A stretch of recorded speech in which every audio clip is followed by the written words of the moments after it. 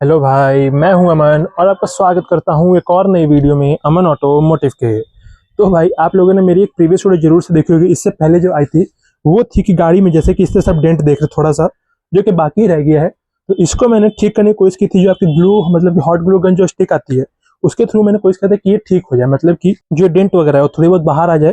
तो हल्की फुल्की बाहर तो आई है, बट भाई अभी भी विजिबल है, ये सही तरीके से विजिबल है। बट थोड़ा बहुत मुझे खुद फील हो रहा है छूने से ऐसे कि भाई ये बाहर आ चुकी है, बट पूरी तरह से नहीं आई है। तो उसके ऊपर मैंने पूरा रिव्यू किया था कि क्या सही में वो काम करती नहीं करती, क्योंकि काफी सारे लोग यूट्यूब पे इस तरह से वीडियो डाल चुके हैं कि इससे बाहर आ जाती है। बट भाई आपके सामने रियलिटी यहाँ पे है कि बाहर आई है फिर नहीं आई है, एकदम लिटरली भी थोड़ा बहुत फर्क पड़ता है भाई, उससे ज्यादा कुछ नहीं होता है।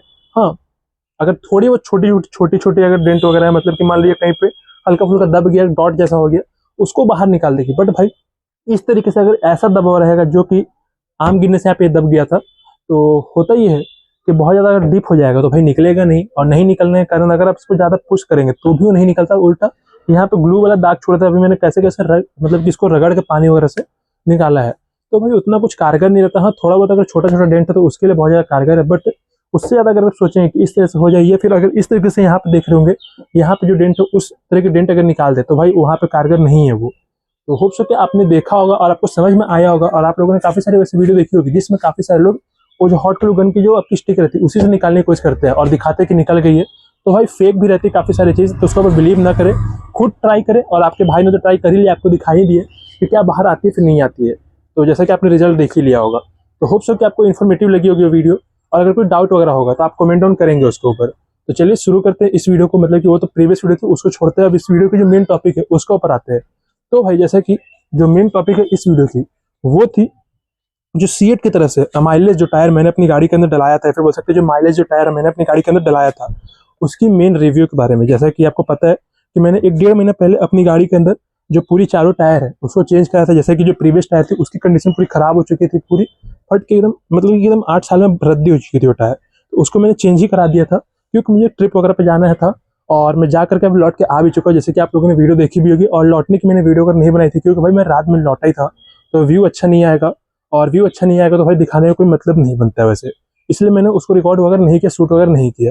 तो चलिए शुरू करते हैं इस वीडियो की। जो मेन टॉपिक है कि इसका कैसा परफॉर्मेंस मुझे लगा, मतलब कि जब मैंने 1000 किलोमीटर इस टायर के साथ अपनी गाड़ी को चलाया, मतलब कि जो नए वाले टायर है उसका चलाया, तो कैसा परफॉर्मेंस था। क्या आपको अपनी गाड़ी के अंदर इस टायर को लगवाना चाहिए अगर क्विड है, या फिर इस रेंज की, मतलब कि इसकी कितनी रेंज है 155-80 R13 की जो टायर रहती है, क्या आपको उसमें जो सीएट की तरफ से आने वाली माइलेज जो टायर रहती है उसको लगवाना चाहिए फिर नहीं लगवाना चाहिए।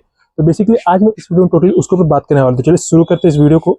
और कंफर्ट वगैरह के ऊपर सबसे पहले बात कर लेते हैं। तो भाई कंफर्ट इनहेंस हो चुकी है पहले से, मतलब कि पहले जैसा कि टायर सूख गई थी, सूखने का कारण होता ही है कि टायर हार्ड हो जाता है। हार्ड होगा, हल्का फुल्का गड्ढा में जाता है, गाड़ी जो गड्ढा है उसको ऑब्जर्व नहीं कर पाती थी गाड़ी की टायर, वो सीधे सस्पेंशन में आती थी। और सस्पेंशन में आने के कारण सीधे गाड़ी के अंदर और पूरा पता चलता था भाई वो, मतलब कि ऐसे कोई गड्ढा में गया तो खड़ाक से ऐसा एकदम फील आता था, और पूरा आवाज भी आता था। और सस्पेंशन भी सही काम नहीं करते थे, मतलब कि उसका होता ही था कि जो गाड़ी की सस्पेंशन रहेगी वो हार्ड हो जाती थी। साथ ही साथ में दिक्कत ये रहता था, हार्ड हुई सस्पेंशन सब गई, भाई उस सस्पेंशन की तरह काम ही नहीं करते थे, वो भी एकदम हार्ड जैसे हो रखे थे। तो उसका दिक्कत, मतलब कि टायर ही सही परफॉर्म नहीं कर रही, वही एकदम खड़ाक से गड्ढा में जा रही है।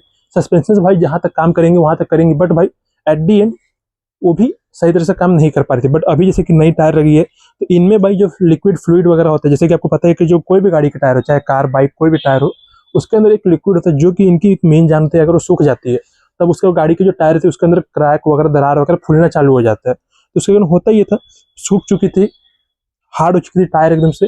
हार्ड होने के कारण होता ही था गाड़ी जैसे गड्ढे में गई, सस्पेंशन भी उतना अच्छे से रिएक्ट नहीं किया, सीधे अंदर गाड़ी के अंदर बैठने के, मतलब कि जो पैसेंजर अंदर बैठे हुए, मतलब कि हम ही लोग बैठे हैं, तो होता ही था कि अंदर पूरा फील होता था वो गड्ढा। पर अब भाई वैसा नहीं हो रहा, अब जा रहा गड्ढा, हल्का फुल्का गड्ढा में भी कोई फर्क नहीं पड़ा, कोई पता नहीं चल रहा, जितना इसका कैपेसिटी है ये ऑब्जर्व कर ले रहा भाई। पर पहले वैसा नहीं था, पहले जो कैपेसिटी से जितना था उसका वो भी भाई अंदर की तरफ, गाड़ी के अंदर की तरफ वो भेज दे रहा था।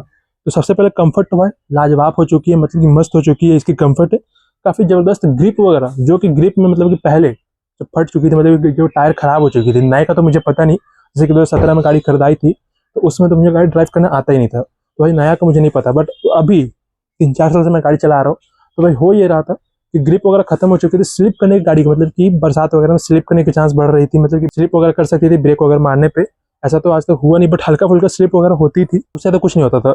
साथ ही साथ में गाड़ी की जो टायर थी उसकी गोटी तो वैसी की वैसी थी, बट भाई हो ये रहा था कि पूरा दरार वगैरह आ चुका था, तो दिक्कत उसमें आ रही थी। तो उसमें एक अंडर कॉन्फिडेंस, मतलब एक कॉन्फिडेंस नहीं आता था गाड़ी चलाते हुए कट कुट मारने में, या फिर बोल सकते हैं ओवरटेक करके एकदम अचानक से ऐसे कट कर घुस जाने में, उसमें कॉन्फिडेंस नहीं आता था भाई, बिल्कुल भी नहीं आता था। बट भाई इसकी जो ग्रिप वगैरह, मतलब कि उसकी भी गोटी सही थी, बट सूखने के कारण उसमें मतलब कि एक तरह से बोल सकते हैं कि वो ग्रिप पकड़ के नहीं चल रही थी, तो उसका कॉन्फिडेंस नहीं आता था गाड़ी चलाने में। हो तो ये था, गाड़ी चला रहे, एक डर का माहौल है अंदर में, मतलब कि स्पीड हाई स्पीड में कि टायर कहीं बस्ट ना कर जाए, या फिर अपनी जो ग्रिप है मतलब कि बोल सकते स्लिप ना कर जाए, वो सारा दिक्कत रहता था। बट भाई इसमें कोई दिक्कत नहीं है, जैसे कि आपको पता है नया टायर है तो कोई दिक्कत नहीं होता है। अगला चीज, इससे भाई गाड़ी अगर हार्ड चलेगी, मतलब कि अगर रोड पे हार्ड चल रही है, तो उसमें माइलेज का मतलब कि गाड़ी के अंदर इस तरह से हल्का हल्का वाइब्रेशन होगा, तो गाड़ी की जो माइलेज है वो कहीं ना कहीं ड्रॉप डाउन करती है। आप लोग को विश्वास नहीं हो रहा होगा, बट भाई ये ड्रॉप डाउन होती है। जब से मैंने अपनी टायर गाड़ी के अंदर नई टायर लगवाई है, थोड़ी सी माइलेज इनहेंस की है तब से अब तक में। पहले जहाँ शहर में 12-13 ऐसा देता था, अभी वहाँ पे 14-15 के आसपास ऐसा माइलेज, मतलब कि 1-2% का आसपास ही माइलेज इसमें बढ़ा है, बट भाई बढ़ा है। अब जो बढ़ा है वो मैं आपको बता रहा हूँ।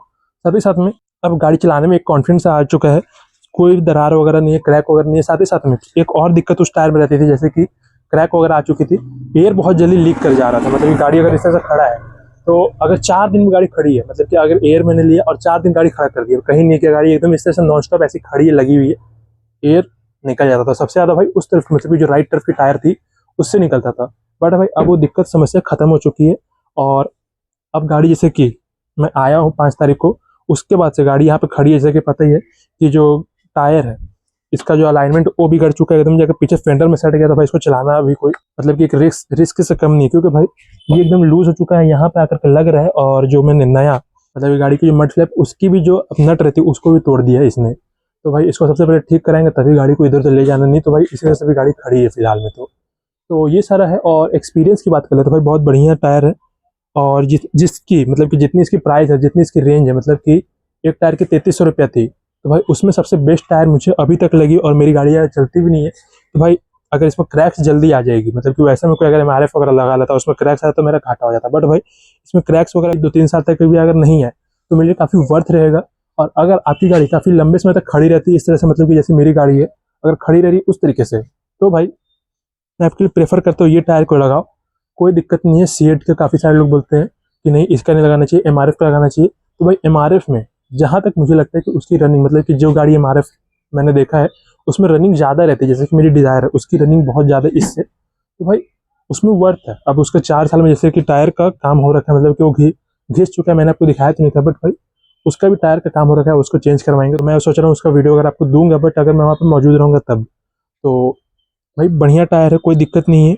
मेरी तरफ से कंफर्ट वगैरह भी इसका मतलब काफ़ी बढ़िया सा है, कोई दिक्कत नहीं है। ग्रिप वगैरह काफ़ी बढ़िया बना रहा है। माइलेज वगैरह भी जैसे कि इसका नाम है माइलेज X3, जैसे कि X3% बढ़ जाएगा, तो भाई उस हिसाब से काम भी कर रही है। तो मेरे हिसाब से भाई बहुत बढ़िया है। और जिस हिसाब से इसकी प्राइसिंग है 3300 रुपये एक, मतलब कि एक टायर का, वो काफ़ी बढ़िया है इस रेंज में। मतलब कि जो इसकी रेंज आती है 155-80 R13 के हिसाब से काफ़ी बढ़िया टायर लगा है मेरी गाड़ी के हिसाब से। और शुरुआत से मेरी गाड़ी, मतलब कि जब मैंने गाड़ी खरीदा था 2017 में, तो उस समय से ही कंपनी ने भी इसी टायर को मुझे दिया था, तो ये काफ़ी बढ़िया सा है। बाकी तो आपके ऊपर है।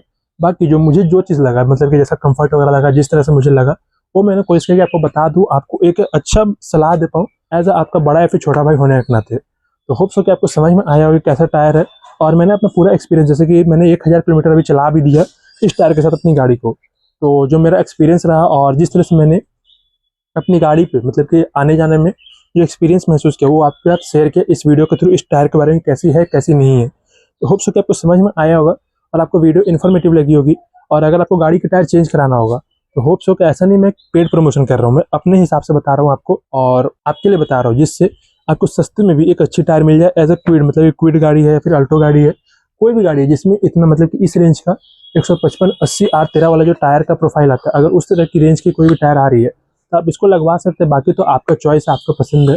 बट जो मैंने लगवाया है वो मुझे बढ़िया से लगा, तो वही सेम एक्सपीरियंस मैं आपके साथ शेयर कर रहा हूँ। बट भाई ये मत समझना मैं पेड प्रमोशन कर रहा हूँ ना भाई, 1 रुपये भी नहीं दिए सीट वाले ने मुझे, मैं अपनी ओर से कर रहा हूँ, मतलब कि एज अ पेड प्रमोशन नहीं, एज अ एक्सपीरियंस मैं शेयर कर रहा हूँ इस वीडियो को थ्रू।